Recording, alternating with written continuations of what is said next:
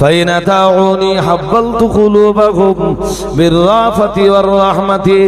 হে দুনিয়ার মানুষেরা, তোমরা যদি আমি আল্লাহ আমার আনুগত্য করো, তোমরা যদি আমার আইনকে মেনে নাও, আমার সংবিধানকে যদি মেনে নাও, তোমরা যদি আমার আইনের প্রতি দুশমনি না করো, আমার আইনের বিরোধিতা যদি না করো, হাব্বালতু কুলুবাকুম বিররাফাতি ওয়ার রাহমাতি, তোমরা আমার আইনকে মেনে নিলে, আমার কুদরতি এই দুই আঙ্গুলের মাঝখানে ফেলে তোমাদের রাজা বাদশাদের অন্তরগুলোকে আমি আল্লাহ নরম করে দিব। আর একটু মন খুলে বলেন,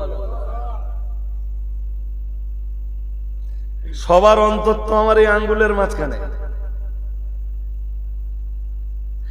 আমার কুদরতি আঙ্গুলের মাঝখানে যখন তামাম দুনিয়ার রাজা বাদশাদের অন্তর, তাহলে তোমরা আমার আইনকে মেনে নিলে আমি তোমাদের রাজা বাদশাদের অন্তরকে কি করব?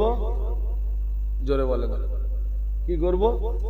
এই দুই আঙ্গুলের মাঝখানে ফেলে নরম করে দেব।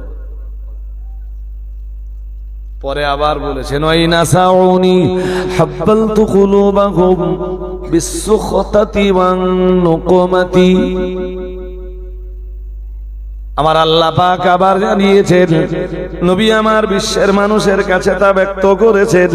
মহান আল্লাহ জানিয়েছেন, শোনো বান্দা, তবে তোমরা যদি আমার আনুগত্য না করো, আমার আইনের কাছে যদি আত্মসমর্পণ না করো, আমার সংবিধান যদি তোমাদের ভালো না লাগে, এটাও জেনে রাখো, হাব্বালতু কুলুবাহুম বিসসুখতাতি ওয়া নুকমাতি, আমার কুদরতি আঙ্গুলের মাঝখানে ফেলে তোমাদের রাজা বাদশাদের অন্তরগুলোকে এমন কন্ডিশন করে দেব, তোমাদের রাজা বাদশাদের অন্তর তোমাদের প্রতি জুলুম অত্যাচারে ভরপুর হয়ে উঠবে, আর ওরা তখন তোমাদের প্রতি অত্যাচারের স্টিম রুলার চালিয়ে দেবে।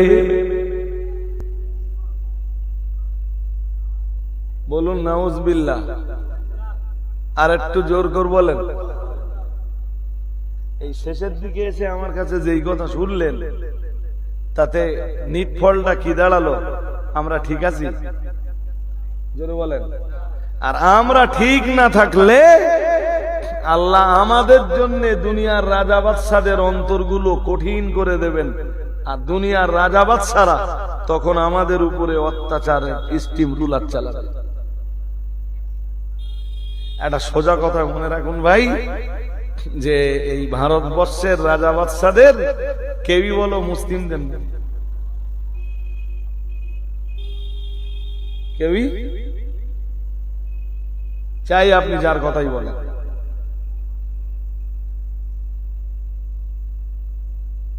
মুসলিম মার খেলি আনন্দ সবার হয়, কেউ প্রকাশ করে আর কেউ গল্পটাই যায়। এবার যদি বলেন না হুজুর এই পার্টি পাল্টে ওই পার্টি আনবো, ওই পার্টি পাল্টে ওই পার্টি আনবো, ওই পার্টি পাল্টে ওই পার্টি আনবো, পার্টি যাই আনেন, ফলাফল ফলাফল এই যে এই বোতলের গায়ে কোম্পানির নামটা বদলাবে, ভেতরে যা আছে পৃথিবীর ভালো মানুষ যারা হয় তাদের জন্য জেলখানাই বাকি, আর জেলখানার বাইরেই বাকি।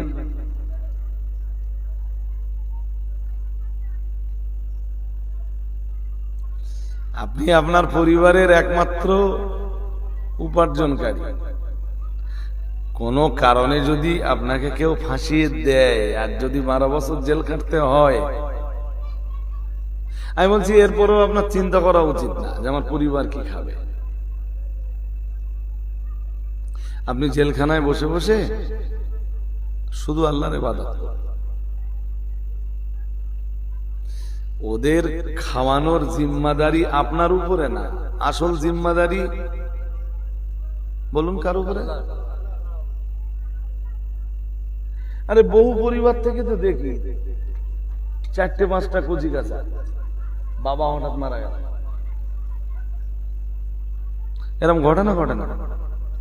তো সেই পরিবারের বাচ্চা কাচ্চা আর মানুষ হয় না? তারা বড় হয় না? তারা না খেয়ে থাকে? কোনো না কোনো ভাবে তাদের রুজি রুটির ব্যবস্থা হয়ে যায়, আর তাদের রুজি রুটির যিনি যোগান দেন তিনি হলেন রব্বুল আলামিন। বলুন আল্লাহ। কে রিজিক দেন তাদের? এই জন্য কোন সময় আমরা রুজি রুটি নিয়ে ভাববো, ও ভাবনা বলো বৃথা। যদি বলেন হুজুর এসব কথা আপনি কেন বলতেছেন? হ্যাঁ, আপনি কাজ কাম যেটা করে যাচ্ছেন ওটা করে যান, হালাল ভাবে উপার্জনের যে চেষ্টাটা চালিয়ে যাচ্ছেন এই চেষ্টাটা আপনার থাকবে। রিজিক তো সবার জন্য বাধা। এই যে আমরা কি খাবো আল্লাহ এটা নির্ধারণ করে রেখেছেন, এখন নির্ধারণ হবে তা না, নির্ধারণ হয়ে গেছে। সুবহানাল্লাহ। আরেকটু মন করে, আচ্ছা কালকে দুপুরবেলা আপনারা কি দিয়ে ভাত খাবেন জানেন এখন কিছু? বলেন বলেন, এটা কে জানে? কোরআন শরীফে আল্লাহ বলেছেন ওমা তাদরি নাফসুম মাযা তাকসিবু গাদা। কালকে সকালবেলা আপনি কোথায় যাবেন, কি করবেন সেটাও আপনি জানেন না। রাত্রে খুব বেশি বেশি হলে একটা ছক কষতে পারেন আপনি, যে কালকে সকালবেলা উঠে প্রথম বাগদোলায় যাবে, কিন্তু আপনার এই ছক কাজে লাগতেও পারে। জোরে বলুন। হ্যাঁ, ফজরের নামাজ পড়েই ফোন বাজতেছে, ফোনটা ধরলেন, ধরিয়ে একটা মৌত সংবাদ, বাগদোলায় যাওয়ার কাল সকালবেলা বিরাট দরকার ছিল, যাওয়া হবে? জোর করে বলেন হবে? সকালবেলা উঠেতেন, সূর্য উঠে গেছে, হঠাৎ বাড়িতে একজন বিরাট অসুস্থ, এক্ষুনি তাকে নিয়ে হসপিটালে যেতে হবে। আপনি রাত্রেবেলা ছক কষে রেখেছিলেন, সকালবেলা উঠে ফজরের নামাজ পড়ে বাঁধুড়িয়ে যাবেন, যাওয়া হবে? এই জন্য আপনি কোথায় যাবেন সেটাও আপনি জানেন না, আর কি করবেন সেটাও আপনি জানেন না, আগামী কাল কি খাবেন সেটাও আপনি, আরে জোরে বলছেন না কেন? না, সত্যি জানেন না, আমিও জানি না। আপনি একটা সহজ কথা বুঝে থাকেন। আমি তো ধরুন এখন তো বর্ষাকাল, নইলে কার্তিক আশ্বিনের শেষের দিক থেকে, আর কার্তিক অগ্রহণ পৌষ মাঘ ফাল্গুন চৈত্র, মাঝখানে যদিও রোজা থাকে, বৈশাখ জ্যৈষ্ঠ, টানা 8 মাস 9 মাস প্রায় জলসা। যেখানেই জলসায় যাই তারা খাওয়া দাওয়ার জোগাড় করে। তা যখন 3টে করে জলসা হয়, মনে করেন ভোর 2:30, 3টে, 3:30, 4টের সময় বাড়ি যায়, তা যত জায়গায় জলসায় যাই তারা ভালো বাজার টাজার করে রান্না বান্না করে, বাট আমি তো খাই না। ধরুন গরমকাল, বৈশাখ মাস, ওরা রাত্রেবেলা রাত 9টা 9:30টার দিকে খানা পিনা সেরে নিয়ে ভাতে পানি দিয়ে শুয়ে পড়ল। আমি ভোরবেলা বাড়ি যেয়ে পানি দেওয়া ভাত খাচ্ছি। এইটাই আমার জন্য আল্লাহর বরাদ্দ। ভোরবেলা এই পান্তা খাবো, এটা বরাদ্দ করে রেখেছেন কে? কিন্তু মাঝে মাঝে ধরেন আমার এই 2-1জন ভাতিজা ভাই পর ওরা বললো বাবা আজকে দাউদে যাবো, তা ওঠ। তা প্রথম সন্ধ্যাবেলা এক জায়গায় খেয়ে নিলে, 8টা বাজে, তখন ওরা খাওয়ার জন্য ডাক না খেয়ে, আবার শেষ রাত্রি রাত 2টো যেখানে জলসায় গেলাম, ততক্ষণে ওদের আবার খিদে হয়ে গেছে, আবার ওরা ডাকলে ভাই খাওয়া না, চলো যাই, ওরা 2বার খেয়ে নেয়। আমার কি মনে হয় জানেন, যে এদের দুবার, এই দুবার খাওয়াটা এটাও আল্লাহ তকদিরে লিখে রেখেছেন। আর আমি যে বাড়ি যেয়ে পান্তা খাবো এটাও আল্লাহ তকদিরে, জোরে বলেন। সুতরাং এই ছেলেপিলেগুলো তো ভীষণ বত্ত।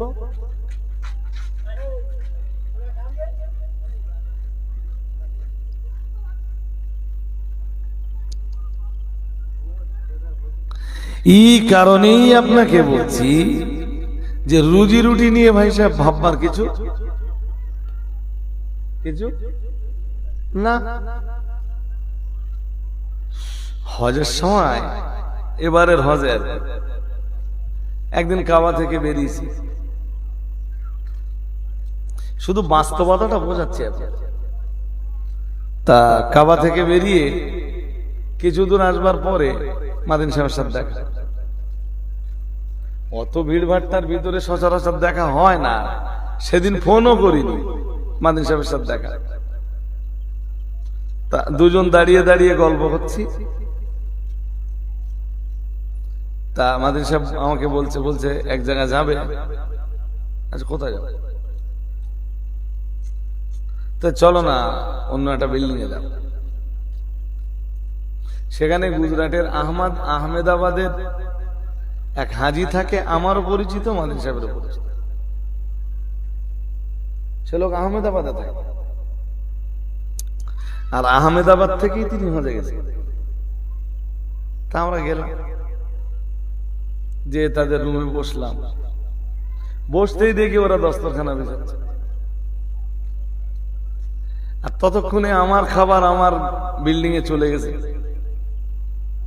আমরা কাবা থেকে পৌঁছানোর আগে, এসার নামাজ পড়ে বিল্ডিং এ পৌঁছানোর আগেই আমাদের রুমে রুমে সব খাবার পৌঁছে গেছে। তো হিসাব অনুযায়ী আমাদের খাবার পৌঁছে গেছে। সেখানে দেখি তারা তাদের রুমে দস্তরখানা বিছাচ্ছে। কি ব্যাপার? না হুজুর আপনারা আসবেন, তা আমরা যা রান্না বান্না করেছি আজকে আমাদের রুমে আপনারা মেহমান হয়ে যান। আমি বসে বসে ভাবলাম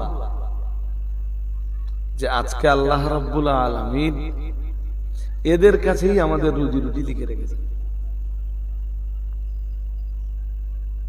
ওরা রুটি আর গোশত দিলে, আর খানিকটা মাখানো ভাত মতন দিলে, কি সব বলে ওইসব, অত তো আমি জানি বুঝি নে।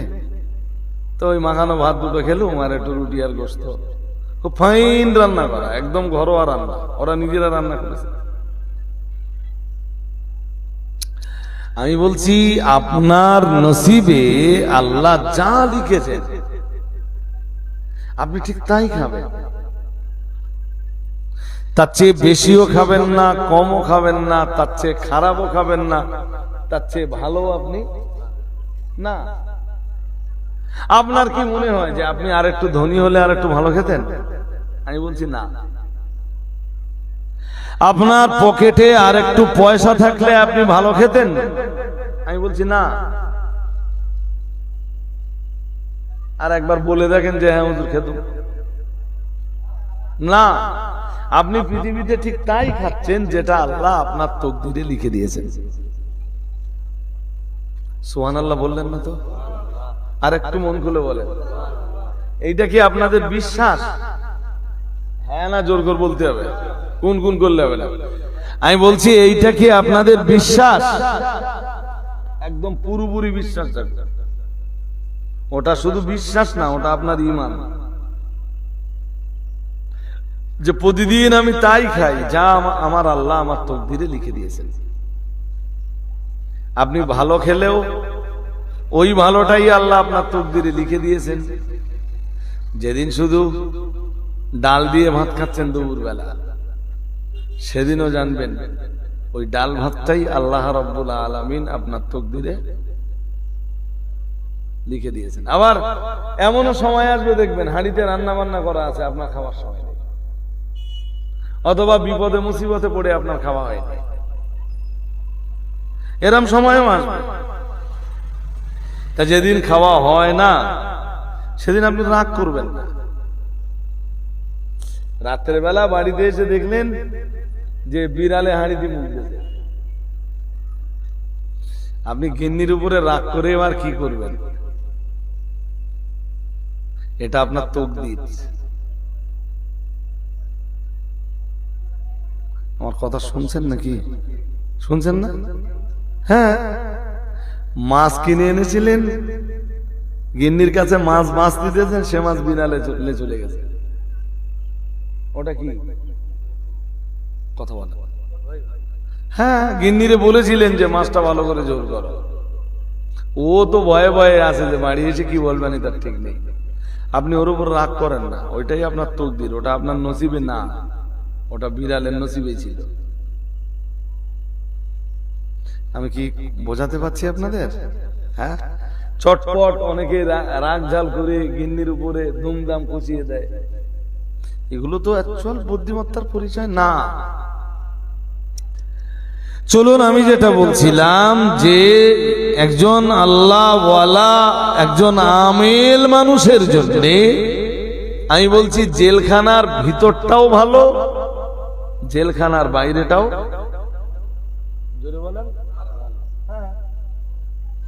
নরেন্দ্র মোদী কাদের ডিটেনশন ক্যাম্পের ভয় দেখাচ্ছে?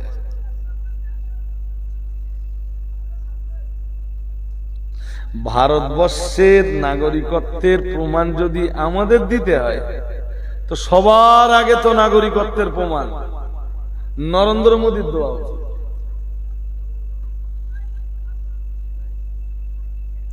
নরেন্দ্র মোদীর কাছে যখন নাগরিকত্বের প্রমাণ চাওয়া হয়েছে যে ভারতবর্ষের প্রধানমন্ত্রী নরেন্দ্র মোদী কিসের ভিত্তিতে ভারতের নাগরিক, নরেন্দ্র মোদী একদম অফিসিয়াল ভাবে যে জবাবটা দিয়েছে, কি জবাব জানেন? জবাবটা দিয়েছে যে জন্মসূত্রে আমি ভারতবর্ষের নাগরিক। তো ভারতবর্ষের প্রধানমন্ত্রী যদি জন্মসূত্রে ভারতের নাগরিক হয়ে থাকেন, আমরাও জন্মসূত্রে ভারতের। আমাদের জন্ম তো পাকিস্তানে না, আমাদের জন্ম তো বাংলাদেশে না, শ্রীলঙ্কায় না, আমাদের জন্ম ইরান আর ইরাকে না, লিবিয়া লেবাননে না, আমাদের জন্ম মিশরে কিংবা আমেরিকায় না, আমাদেরও জন্ম এই ভারতবর্ষের মাটিতে।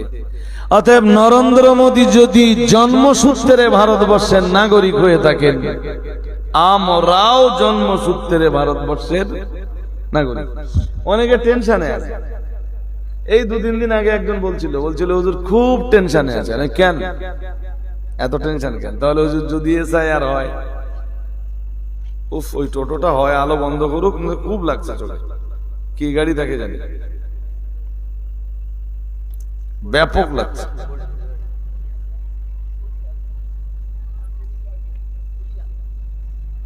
ভাই হাইলাইটটা বন্ধ করে দাও। এবার ঠিক আছে,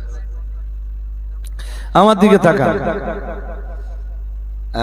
আপনাদের কাছে এমনি তো হাসি মাঝে মাঝে, আর এসে নসিহত করা হয়।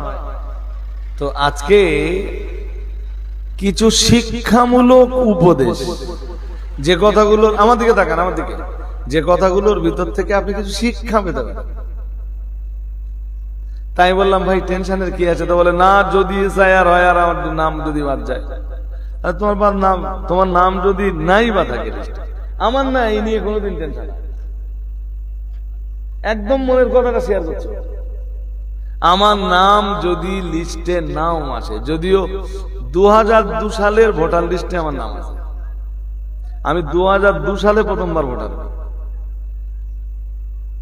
এরপরেও আমি বলছি, যদি 2025 সালের ভোটার লিস্টে আমার নাম জায়গা না পায়, আমি তার জন্য কোনোদিন টেনশন করবো না। তো আমি টেনশন করি কি করবো? এমনি ভোট দেইনি। 2বার 3বার 4বার পরে একবার ভোট দেই। যখন মন হয় দেই, আর যখন মন না হয় দেই না। আমার কথা মন দিয়ে শোনেন। এসআইআর নিয়ে কেউ যেন টেনশন করবেন না। আপনার নাম যদি নাও বা আসে, দেখবেন যদি আল্লাহ রাজি থাকে, আমি দায়িত্ব নিয়ে বলছি, পরের বার ভোট আসবার আগে আপনার নাম আমার লিস্টে উঠে যাবে। যেতেই পারে, নতুন করে যদি এসআইআর হয় আপনার নাম নাও বাঁচতে পারে। এই নিয়ে ভেঙে পড়া, টেনশন করা। আচ্ছা নাই বা এলো, জেলখানায় দেবে? কথা বলা তো অসুবিধে কি? আরে আমি তো ঈমানদার, আমি যেখানে যাব সেখানে আল্লাহকে ডাকবো। কারে ডাকবো? জোরে বলে না। আমি যেখানে যাব সেখানে সাজদা আল্লাহর জন্য দিব। টেনশনের কি আছে?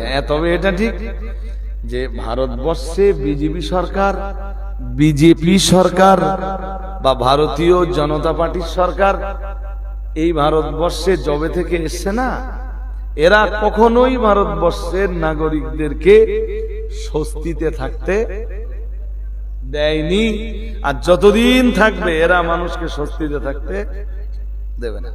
এরা কখনো নোটবন্দি, তো কখনো এনআরসি, কখনো এনপিআর, কখনো এসআইআর,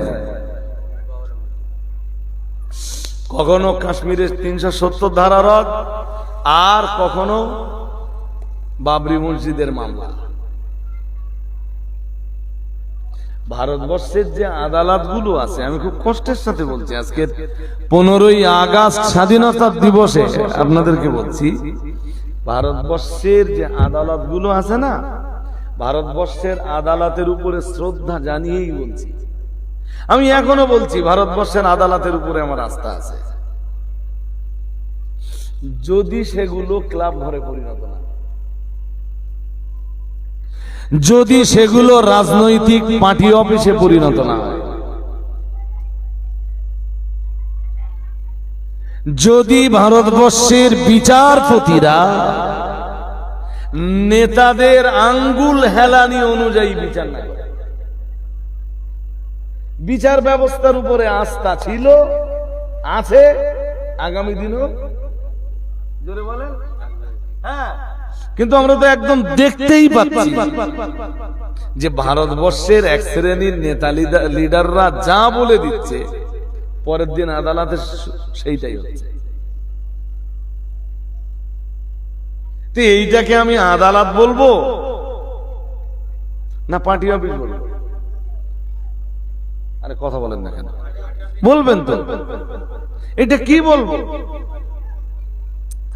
ন্যায্য বিচার পাওয়ার অধিকার ভারতবর্ষের প্রত্যেক নাগরিকের আছে, এরই নাম স্বাধীনতা। যে দেশে আপনি নাগরিক বলে পরিচয় দেওয়ার পরেও আপনার যদি সে দেশের মাটিতে দাঁড়িয়ে ন্যায় বিচার পাওয়ার অধিকার না থাকে, তাহলে আপনি স্বাধীন না, আপনি পরাধীন। আপনাকে ভাবতে হবে যে 1947 সালে ব্রিটিশদের হাত থেকে ভারতকে স্বাধীন করা গেলেও আমার ভারতবর্ষে যে ব্রিটিশরা আছে এখনো ভারতকে তাদের হাত থেকে স্বাধীন করা সম্ভব হয়ে ওঠেনি। আর তাই তো ভারতবর্ষে না বাঙালিরা যে ভাষায়, আমার কথায় আপনার বিরক্ত হচ্ছেন নাকি? হচ্ছেন না। বাঙালিরা, আমরা যারা পশ্চিমবঙ্গে বাস করি, আমরা যে ভাষায় কথা বলি, উড়িয়ারা আবার সেই ভাষায় কথা বলে না। উড়িয়াদের ভাষা আলাদা। আবার উড়িয়ারা যে ভাষায় কথা বলে, তামিলরা সেই ভাষায় কথা বলে না। তামিলরা আবার যে ভাষায় কথা বলে, অন্ধ্রেরা সে ভাষায় কথা বলে না। অন্ধ্রপ্রদেশের নাগরিকরা যে ভাষায় কথা বলে, মধ্যপ্রদেশের নাগরিকরা সে ভাষায় কথা বলে না। এই যে ভারতবর্ষের বিভিন্ন স্টেটের বিভিন্ন ভাষা, এটাই ভারতবর্ষের মাটিতে বৈচিত্র্যের ভিতরে একটা ঐক্য। আমার ভাষা কঠিন হয়ে যাচ্ছে কিনা জানি না। এরে বলা হয় ভারতবর্ষে এই যে নানা ভাষাভাষী মানুষ, নানা বর্ণের মানুষ, দেখবেন কেউ সাদা, কেউ কালো, কেউ একটু মিডিয়াম, কেউ একটু লম্বা, কেউ একটু বেটে। এরপরে বিভিন্ন ধর্মের মানুষের বসবাস। এটাই হলো ভারতবর্ষের মাটিতে বৈচিত্র্যের ভিতরে একটা ঐক্য। যে বাংলা ভাষায় কথা বলছে সেও ভারতীয় নাগরিক, যে হিন্দি ভাষায় কথা বলছে সেও ভারতীয় নাগরিক, যে মানে তামিলের ভাষায় কথা বলছে সেও ভারতের নাগরিক, যে কেরালিয়ানদের যে ভাষা ওদের ভাষায় যে কথা বলছে সেও ভারতের নাগরিক, আবার যে উড়িয়া ভাষায় কথা বলছে সেও ভারতের, আবার যে গুজরাটি ভাষায় কথা বলছে সেও ভারতের নাগরিক। এই যে বিভিন্ন ভাষা, বিভিন্ন ভাষাভাষী মানুষের বসবাস বাংলায়, এই ভারতবর্ষে, এটাই হলো ভারতবর্ষে বৈচিত্র্যের ভিতরে একটা ঐক্য। কিন্তু আপনি ভেবে দেখুন না, সাম্প্রতিক এখান থেকে 6 মাস আগে আপনি ফিরে যান, এখান থেকে 6 মাস 8 মাস আগে থেকে ভারতবর্ষের বিভিন্ন স্টেটে বাঙালি পরিযায়ী শ্রমিকদের উপরে একটা অত্যাচার শুরু হয়েছে। সেটা কখনো গোপনে হচ্ছে তো কখনো প্রকাশ্যে হচ্ছে। এবং আপনি ভাবছেন কিছু, যে যারাই অত্যাচার করছে তাদের কতটা দুঃসাহস বাঙালিদের প্রতি অত্যাচার করে সেই অত্যাচারের ভিডিও সোশ্যাল মিডিয়ায় তারা ভাইরাল করছে। এরা মার খাচ্ছে, যারা মারছে তারাও ভারতীয় নাগরিক, আর যারা মার খাচ্ছে তারাও ভারতবর্ষের নাগরিক। বাট মারটা খাচ্ছে যারা, তাদের অপরাধ কি? তাদের অপরাধ তারা বাংলায় কথা বলে।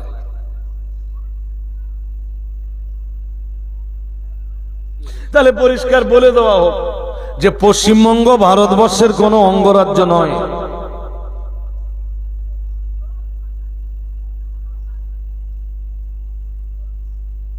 উড়িষ্যাতে যাবে সেখানে মার খাচ্ছে, রাজস্থানে যাবে সেখানে মার খাচ্ছে, হরিয়ানায় যাবে সেখানে মার খাচ্ছে, গুজরাটে যাবে সেখানে মার খাচ্ছে, মুম্বাইতে যাবে সেখানে মার খাচ্ছে। এদের দোষটা কি? সত্যি কি ভারতবর্ষের আজকের যে পতাকা উত্তোলিত হলো 15ই আগস্টে, এটা ছিল ৭৯তম স্বাধীনতা দিবস। কত? স্বাধীনতার এই ৭৯ বছর কেটে যাবার পরেও কি সত্যি ভারতবর্ষের এই সমস্ত নাগরিকরা আজও স্বাধীন? আরে হ্যাঁ না বলবেন তো, এরা কি স্বাধীন? এটা কি আমাদের দেশের শাসকদের চোখে পড়ে না? এটা কি নরেন্দ্র মোদী আর নরেন্দ্র মোদীর ক্যাবিনেটে যারা আছে তাদের চোখে পড়ে না?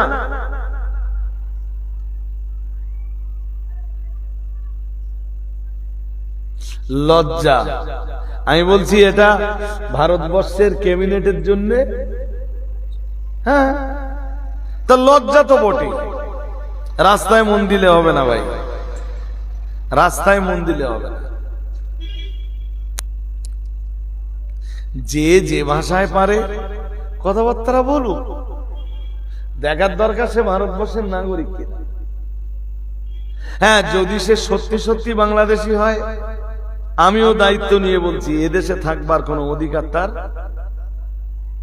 তো একটা রাষ্ট্র আছে, সে এই রাষ্ট্রে এসে কেন জ্বালাতন করবে? তবে এটাও বলছি, যদি বিদেশ থেকে আসা এদেশের মাটিতে অনুপ্রবেশকারীদেরকে আলাদা করে দেওয়া হয়, তো যত মুসলমান এদেশ থেকে বিতাড়িত হবে তার চেয়ে অন্য ধর্মের মানুষরা বেশি বিতাড়িত হবে।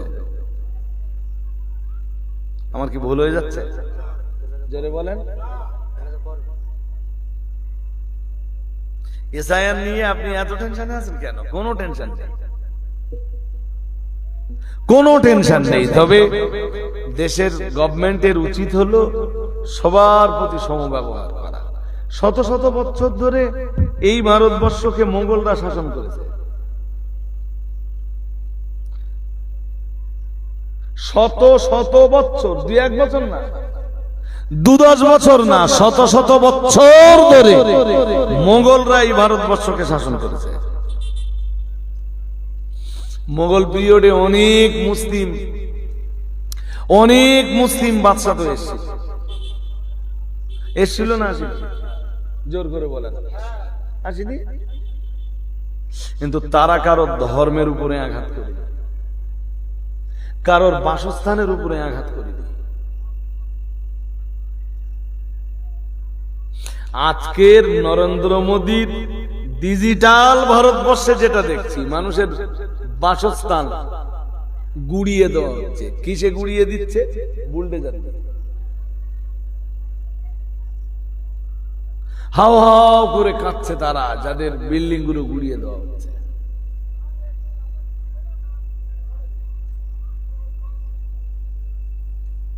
আপনি ধরে নেন তারা বিল্ডিংটা অবৈধভাবে করেছে। যেদিন এই বিল্ডিং গুলো অবৈধভাবে করা হয়েছিল, সেদিন নরেন্দ্র মোদী সরকার কোথায় ছিল?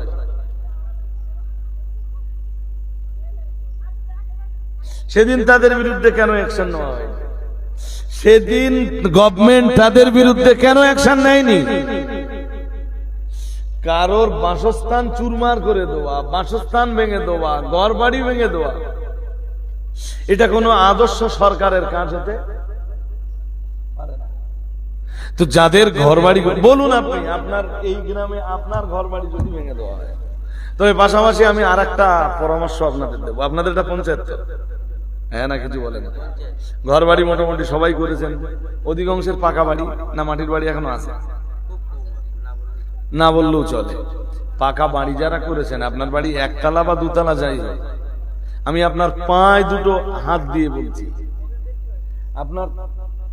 আপনার পা দুটো জড়িয়ে ধরে বলছি, যাদের 1 তলা বা 2 তলা পাকা বাড়ি আছে, রাস্তা একদম ক্লিয়ার। একটা ইঞ্জিনিয়ার এনে, একটা ইঞ্জিনিয়ার হয়তো 3,000, 4,000, 5,000 টাকা নেবে। তো আপনি যদি 10 লাখ টাকা খরচ করে বাড়ি করতে পারেন, 5,000 টাকা দিয়ে একটা ইঞ্জিনিয়ার আনতে পারবেন না? বাড়ির একটা ব্লুপ্রিন্ট সুন্দর করে নেন, একটা কাগজ ব্লুপ্রিন্ট, বোঝেন?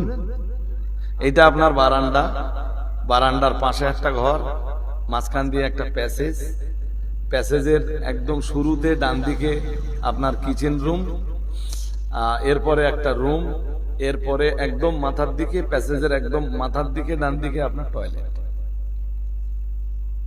এরপরে 2 তলার যেমন কাঠামো আছে, ইঞ্জিনিয়ার এসে জাস্ট ওইটা আঁকিয়ে দেয়। শুনছেন কি? ওইটা নিয়ে আপনি পঞ্চায়েতে দেবেন। পঞ্চায়েত খুব বেশি হলে হয়তো 1,500 বা 2,000 টাকা নেবে। ওইটা পঞ্চায়েত প্রধান সিল মেরে দেবে, আর ওদের যে রেজিস্টার আছে ওই রেজিস্টারে নোট করে নেবে, সিল মেরে একটা সিগনেচার করে আপনার কাছে দিয়ে দেবে। এইটার নাম হলো আপনার বিল্ডিং প্ল্যান পাস। বিল্ডিং, জোরে বলেন। এই কাগজটা আপনি একটা ফাইল বন্দি করে সুন্দর করে গুছিয়ে রেখে, কোনদিন যদি পশ্চিমবঙ্গে এই শয়তানের সরকার এসে যায়, তাহলে জানবেন যে সারা তাম এলাকার ঘর বাড়ি ভেঙে দিলেও আপনার ঘরটা সহজে হাত দিতে পারবে না, কারণ আপনার বিল্ডিংটা বৈধ বিল্ডিং। আমি কি বোঝাতে পারছি? মসজিদগুলোর বিল্ডিং প্ল্যান পাস আছে তো? জোর করে বলো, মসজিদগুলোর বিল্ডিং প্ল্যান পাস করা আছে? আরে অনেকের মানে অধিকাংশের নেই।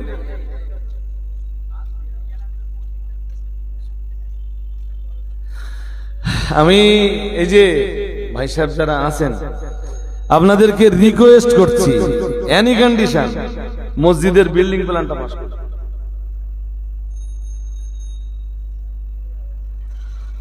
শুনতে পাননি সবাই? মসজিদের বিল্ডিং প্ল্যানটা পাস করুন। আমার দেশে যা মাদ্রাসা চলে, অধিকাংশ মাদ্রাসার বিল্ডিং প্ল্যান পাস নেই। কিন্তু আমরা না, ভিতর দিয়ে আমাদের মাদ্রাসাগুলোর পেপারস পত্র সব গুছিয়ে ফেলেছে।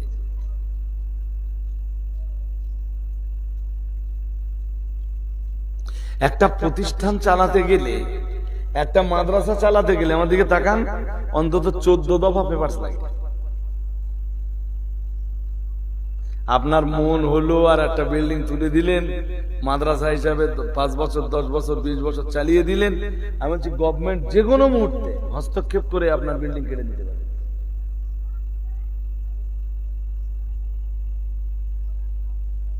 আপনার ঘর বাড়ি কোথায়? গভর্নমেন্ট চাইলে ভেঙে দিতে পারে অবৈধ বিল্ডিং। জলদি যদি আপনার বিল্ডিং প্ল্যান পাস করানো, হ্যাঁ, অবিলম্বে প্রত্যেকেই বিল্ডিং প্ল্যানটা পাস করে নেন। বিল্ডিং প্ল্যান না পাস করানো এটা কিন্তু চরম নির্বোধের কারণ। আজকের আমার বক্তব্য এতগুলো ক্যামেরায় লাইভ হচ্ছে, বার্তাটা আমার মুসলিম ভাইদের কাছে অন্তত পৌঁছে যাক।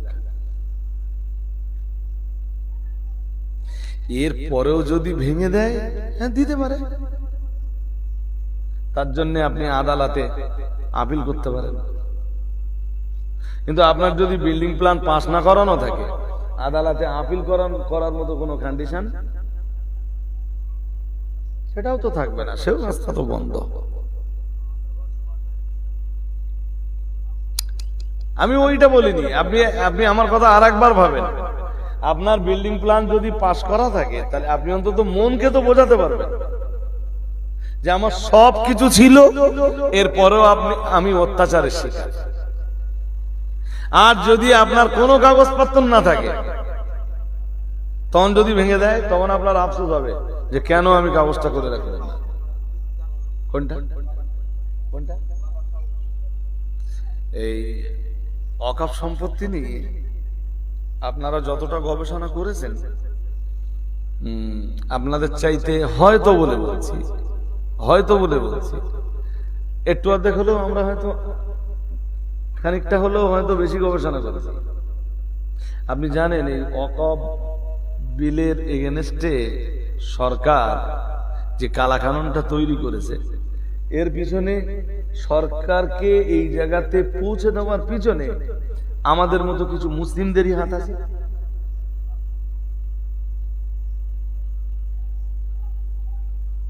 এটা কি খবর রাখেন?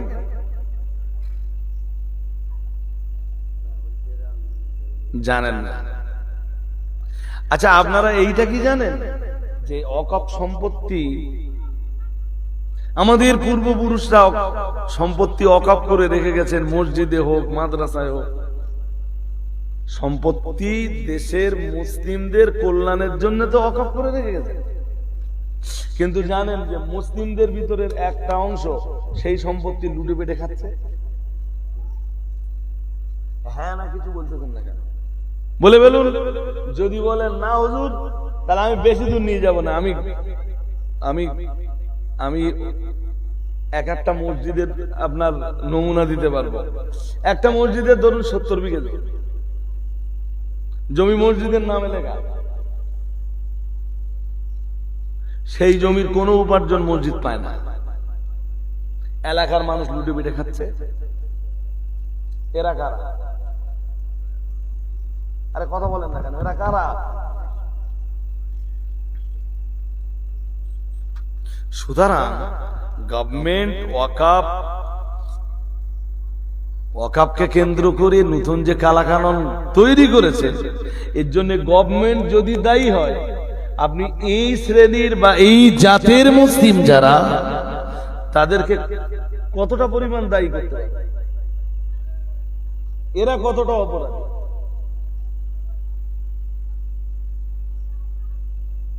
এদের জাত শেষ হোক, ধর্মস্থান শেষ হোক, এদের তীর্থস্থান শেষ হোক, মসজিদ শেষ হোক, মাদ্রাসা ধ্বংস হোক, এদের কমিউনিটি ধ্বংস হোক, সব ধ্বংস হোক, এদের পকেটটা ভর্তি হতে হবে। আপনার আশপাশেও এরকম মুসলিম ঘুরে বেড়াচ্ছে, আপনি খবর রাখেন? মেবি আপনার পাড়াতেও এরকম মুসলিম ঘুরে বেড়াচ্ছে। তারা কারা ভাই? এইটা নিয়ে আমি লম্বা করে ডিসকাস করতে যাচ্ছি না। আর আমার অভ্যাস তো আমি কারোর নাম না নিয়ে কথা বলি, যেটা প্রসেস বা যেটা সিস্টেম আমি সেইভাবেই কথা বলছি। আল্লাহ এই ভারতবর্ষের মাটিতে আমাদেরকে মাহফুজ রেখে দেন, বলেন আমিন, বলেন না আমিন। কিন্তু এনি কন্ডিশন আপনাকে দ্বীন ঈমান ইসলামের জায়গায় কংক্রিট বা মজবুত হতেই হবে। আপনি পৃথিবীর যে প্রান্তে থাকেন, যে কন্ডিশনে থাকেন, যে অবস্থাতে থাকেন, আপনাকে নামাজ পড়তে হবে। যোহর, আসর, মাগরিব, এশা, ফজর, এই যে 5 বারের নামাজ আল্লাহ ফরজ করে দিয়েছেন। এনি কন্ডিশন আপনাকে সালাতটা ঠিকঠাক, জোরে বলুন। আরে যাদের ভিতরে সালাত নেই, যাদের ভিতরে নামাজ নেই, তাদের মুসলিম বলে পরিচয় দেওয়ার অধিকার কতটা আছে? তুমি মুসলিম শুধু আধার কার্ডে, তুমি মুসলিম শুধু ভোটার কার্ডে, তুমি মুসলিম শুধু অ্যাডমিট কার্ডে, তুমি মুসলিম শুধু তোমার স্কুল সার্টিফিকেটে, তুমি মুসলিম শুধু তোমার মার্কশিটে, তুমি মুসলিম শুধু তোমার ব্যাংকের বইতে।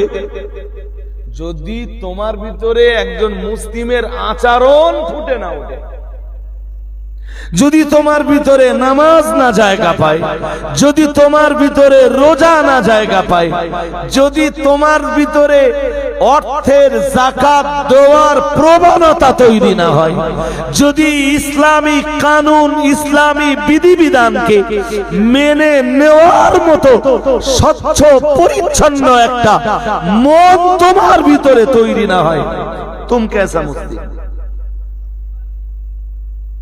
মুসলিম তো সে যে আল্লাহর আইনের কাছে নিজেকে সুপে দিতে পেরেছে।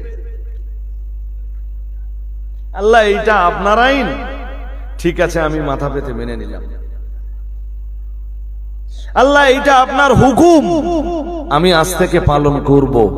আল্লাহ এইটা আপনার নিষেধ, আপনি নিষেধ করে দিয়েছেন, ঠিক আছে আই অ্যাম এ মুসলিম, আমি একজন মুসলিম, আজ থেকে আপনার আইনের কাছে আমি আত্মসমর্পণ করছি, আমি এইটা আজ থেকে আর করব না। মুসলিমরাও না আজ শুধু নাম কাওয়াস্তে মুসলিম। ইসলামের যে গৌরব, যে ঐতিহ্য ছিল মুসলিমদের ভিতরে, সেই গৌরব ফুটে উঠে। আমার বারবার কথাটা মনে পড়ে, অক্সফোর্ড ইউনিভার্সিটির একজন ম্যাডাম, একজন জেন্টস লেকচারারকে বলেছিলেন, মুসলিম লেকচারার তিনি বলেছিলেন, স্যার আপনাদের কোরআন শরীফ আমাকে একটা দেবেন, আমি একটু পড়ে দেখি আপনাদের কোরআনে কি আছে। খুব মন দিয়ে শুনুন, আমি এই কথাটা বলে আমার বক্তব্যের সমাপ্তির দিকে যাব। স্যার আপনাদের কোরআন একটা আমাকে দেবেন, একটু পড়ে দেখি কি আছে কোরআনে। উনি খ্রিস্টান, ম্যাডাম খ্রিস্টান, তো নো প্রবলেম। তো খ্রিস্টান ম্যাডামকে তো আরবি কোরআন দিলে পড়ে বুঝতে পারবে না, তো ইংরেজিতে ট্রান্সলেট করা একটা কোরআন পরের দিন ম্যাডামের হাতে ধরিয়ে দাও যে এইটা আপনি পড়ে দেখে নেবেন আমাদের কোরআনে কি আছে। ম্যাডাম এই কোরআনটা হাতে পাবার পরে, উনি তো হায়ার এডুকেটেড, কয়েকবার আল্লাহর এই কোরআনটা আদ্য পান্ত শুরু থেকে শেষ কয়েকবার পড়ার পর যেদিন স্যারকে কোরআনটা ফেরত দিচ্ছিলেন, এইটা মনে করুন কোরআন শরীফ, স্যারের হাতে তুলে দিচ্ছেন কোরআন, স্যার আপনি যে কোরআনটা দিয়েছিলেন আমি আদ্য পান্ত কোরআনটা পড়েছি, এবার ফেরত দিচ্ছি আপনাকে। ওই দিন বলেছিলেন, স্যার আপনাদের কোরআন আমি A to Z পড়েছি, কিন্তু বর্তমান বিশ্বের মুসলিমদের সাথে বর্তমান পৃথিবীর মুসলিমদের সাথে এই কোরআনের আর কোন সাদৃশ্যতা পাওয়া যায় না। অর্থাৎ কোরআনে আছে একরকম, আর বিশ্বের মুসলিমদের চরিত্রের জায়গা পেয়েছে। উনি কোরআনটা ফিরিয়ে দেওয়ার দিন বলেছিলেন, স্যার আপনাদের আর একটা কোরআন আছে না, সেইটা দেন, সেইটা একটু পড়ে দেখি। স্যার বলেছিলেন, ম্যাম অল ওয়ার্ল্ডে মুসলিমদের কোরআন একটাই।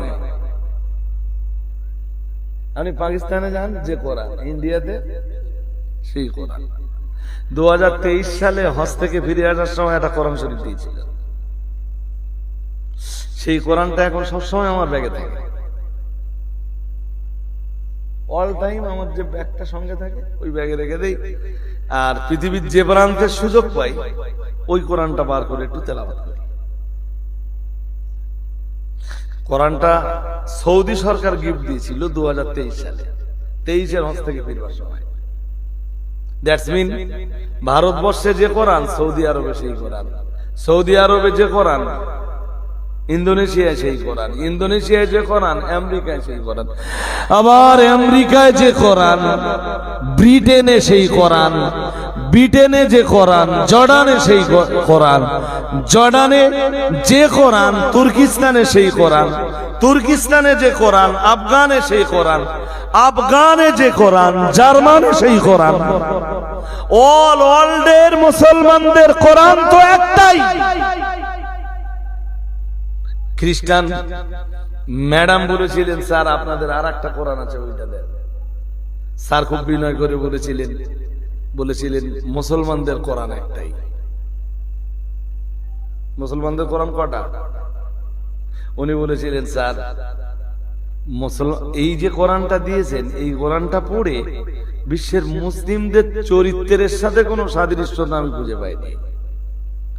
বর্তমান পৃথিবীর মুসলিমরা যে কোরআনটা মেনে চলে, আমাকে ওই কোরআন একটা দেন, আমি ওইটা একটু পড়ে দেখি।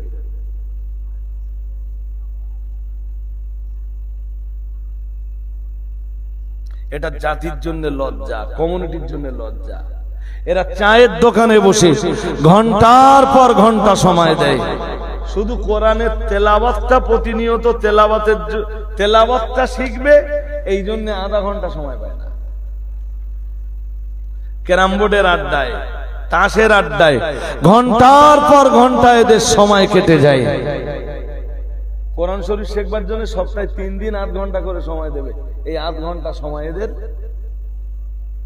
জোরে বলুন, যে জাতির মাঝে কোরআন না থাকে ওই জাতির উপরে আল্লাহর রহমত কেমনে নাযিল হয়? যে জাতি কোরআন তেলাওয়াতে অভ্যস্ত নয়, ওই জাতির উপরে আল্লাহর রহমত কেমনে নাযিল হতে পারে?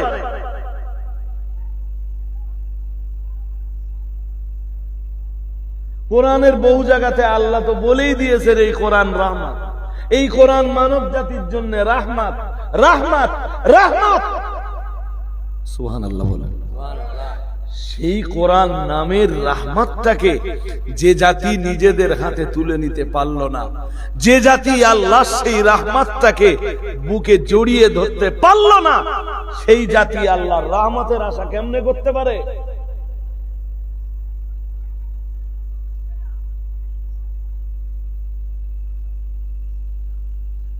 একদম শেষ কথাটা বলছি, একটা হাদিস আছে ভাই শেখ,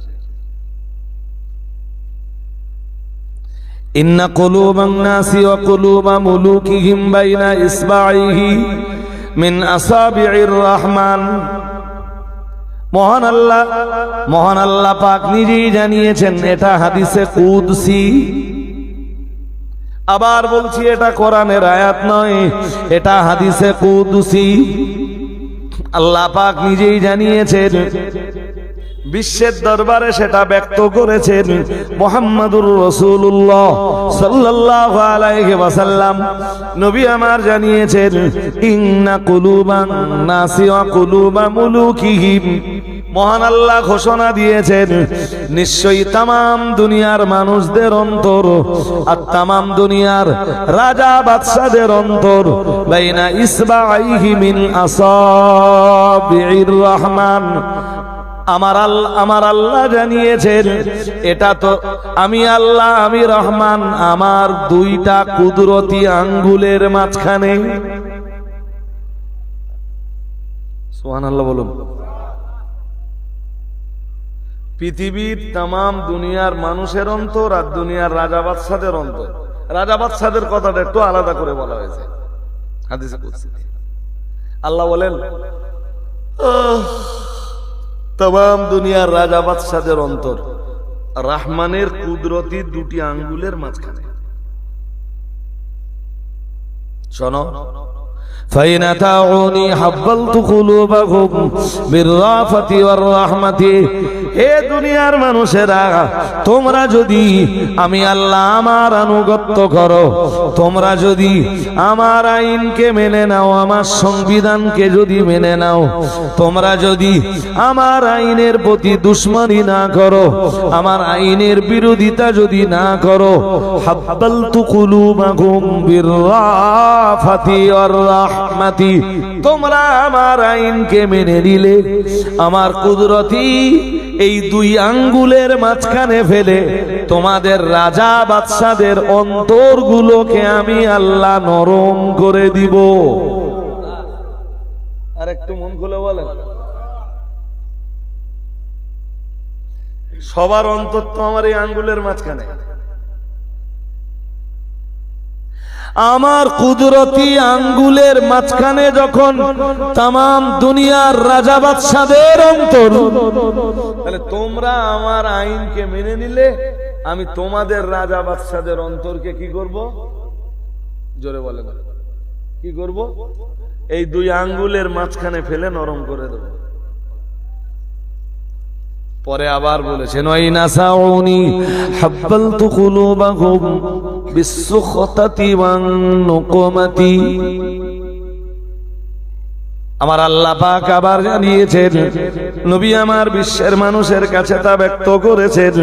মহান আল্লাহ জানিয়েছেন, শোনো বান্দা, তবে তোমরা যদি আমার আনুগত্য না করো, আমার আইনের কাছে যদি আত্মসমর্পণ না করো, আমার সংবিধান যদি তোমাদের ভালো না লাগে, এটাও জেনে রাখো, হাব্বালতু কুলুবাহুম বিসসুখতাতি ওয়ান নুকমাতি, আমার কুদরতি আঙ্গুলের মাঝখানে ফেলে তোমাদের রাজা বাদশাদের অন্তরগুলোকে এমন কন্ডিশন করে দেব, তোমাদের রাজা বাদশাদের অন্তর তোমাদের প্রতি জুলুম অত্যাচারে ভরপুর হয়ে উঠবে, আর ওরা তখন তোমাদের প্রতি অত্যাচারের স্টিম রুলার চালিয়ে দেবে।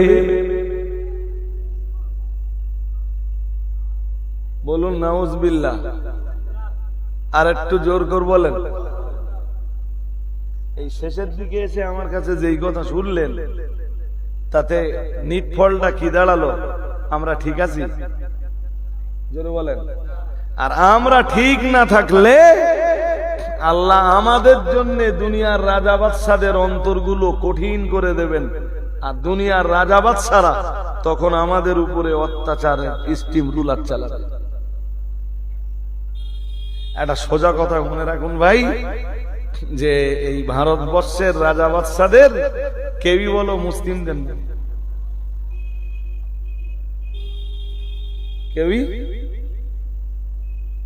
চাই আপনি যার কথাই বলেন।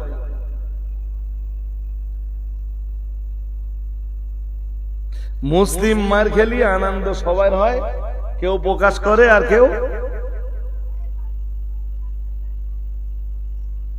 গল্পটাই যায়। এবার যদি বলেন না হুজুর এই পার্টি পাল্টে ওই পার্টি আনবো, ওই পার্টি পাল্টে ওই পার্টি আনবো, ওই পার্টি পাল্টে ওই পার্টি আনবো, পার্টি যাই আনেন, ফলাফল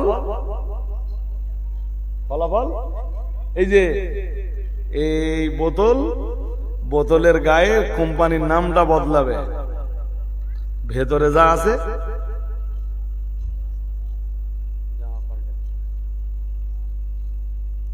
আমার কি কথা বুঝতেছেন নাকি? হ্যাঁ, ওই মেসি রোনাল্ডো এই এক এক সময় এক এক ক্লাবের হয়ে খেলে। তা এখন যে ক্লাবে সই করে রেখেছে সেই ক্লাবের জার্সি পরে 5 বছর কেটে যাবে, চুক্তির মেয়াদ শেষ হয়ে যাবে, ফের যে ক্লাবে সই করবে সেই ক্লাবের জার্সি গায়ে নেমে যাবে। জার্সি পাল্টাবে, লোক বলো। এই কথাটা মনে রাখবেন ভাই সাহেব। এই কারণে আপনাদেরকে বলছি, পৃথিবী তো ক্ষণস্থায়ী, দিন ইমানের জায়গাতে ফিরে আসুন। হ্যাঁ, 5 বারের নামাজ সবাই পড়ে, সবাই, আমি সবাইকে অনুরোধ করে যাচ্ছি। আর কোরআন তেলাওয়াতটা ডেইলি করুন। ফজরের নামাজ পড়ে কোরআন তেলাওয়াত না করে মোটে কাজ কামাই বেরোবেন না। আর এখন তাহাজ্জুদের রক্ত হয়ে যাচ্ছে 11টা 3-4 মনে হয়। পারলে এই রাতের ইবাদতটা করুন, তাহাজ্জুদটা পড়ুন, তাহাজ্জুদ পড়ে শুয়ে পড়ুন, ফজরের আযান হলে উঠে পড়ুন, ফজর পড়ুন, একটু কোরআন তেলাওয়াত করে এবারে হালাল রুজি রুটির সন্ধানে বেরিয়ে পড়ুন। রুজি রুটি হালাল ভাবে যেটা অর্জিত হয়, উপার্জিত হয়, ওইটাতে খুশি থাকুন, ওইটাই খান, ওইটা খেয়ে ইবাদত করুন। আমি বলছি মন ভালো থাকবে, দেহ ভালো থাকবে, এহকাল ভালো হবে, পরকাল ভালো হবে। আর ছোট ছোট যে আমলগুলো বলছিলাম, আমলগুলো করুন। সুবহানাল্লাহি ওয়া বিহামদিহি, মনে থাকবে? হ্যাঁ না বলেন, মনে থাকবে? আরো 2-1টা বলি। সুবহানাল্লাহি আদাদা খালকিহি, পারবেন পড়তে? ক্যামেরা বন্দি হচ্ছে, ক্যামেরায় পরে আরেকবার শুনে নেবেন ক্যামেরা থেকে। সুবহানাল্লাহি আদাদা খালকিহি, এইটা পড়বেন। সুবহানাল্লাহি রিদা নাফসিহি, এইটা পড়বেন। সুবহানাল্লাহি মিদাদা কালিমাতিহি, এইটা পড়বেন। এরপরে সুবহানাল্লাহি জিনাতা আরশিহি, এইটা পড়বেন। ক্যামেরা বন্দি হচ্ছে বলে বলছি, পরে শুনে নিতে পারবেন আপনারা। আল্লাহু আকবার কাবীরা, সবাই পড়ুন, সবাই পড়েন। আল্লাহু আকবার কাবীরা পড়েন। আলহামদুলিল্লাহি কাসীরা, সবাই পড়েন। আলহামদুলিল্লাহি কাসীরা। এই ইউটিউব থেকে পরে শুনে নেবেন। আবার পড়ছি। আল্লাহু আকবার কাবীরা পড়েন, আরো আওয়াজ দিয়ে পড়েন।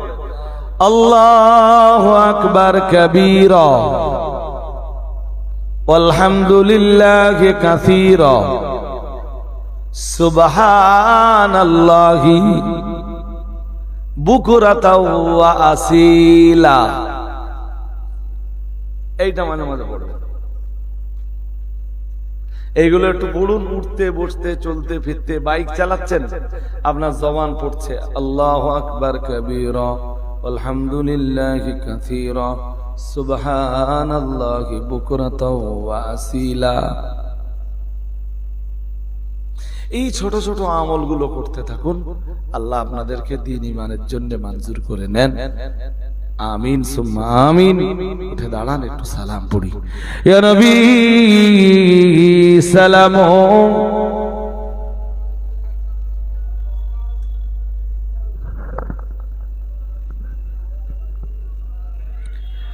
ইয়া হাবিবি সালাম আলাইকা।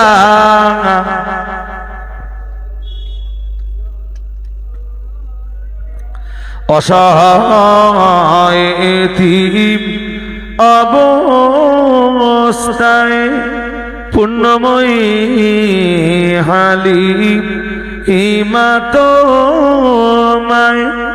পালন করেন মাবুদের ইশারায়। নাম তোমার জগৎ ও পাতায়, ইয়া নবী